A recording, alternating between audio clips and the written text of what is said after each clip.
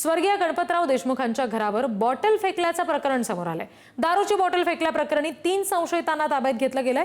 सांगोला तालुक्यातील कोळा गावातील तरुणांनी दारूची बॉटल फेकली होती। दारूच्या नशेत असताना ही बॉटल फेकल्याची प्राथमिक माहिती आहे।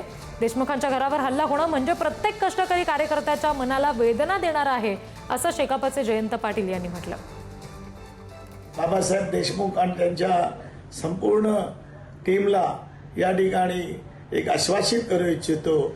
महाराष्ट्रातली तमाम डाव्या आघाडीतला कार्यकर्ता हा तुमच्या मागे आहे आणि तुम्ही हा आवाज आणखीन विधानसभेत आणि विधानसभेच्या बाहेर सुद्धा उठवाल ही आशा बाळगतो आणि पुन्हा एकदा या सगळ्या प्रवृत्तीचा निषेध करतो। हा सांगोल्याच्या भूमीमध्ये असा कधी प्रकार घडला नाही। ज्याने घडवलेला आहे त्याला पूर्णपणे नष्ट करण्याचं काम तुम्हा आम्हाला करायचं आहे।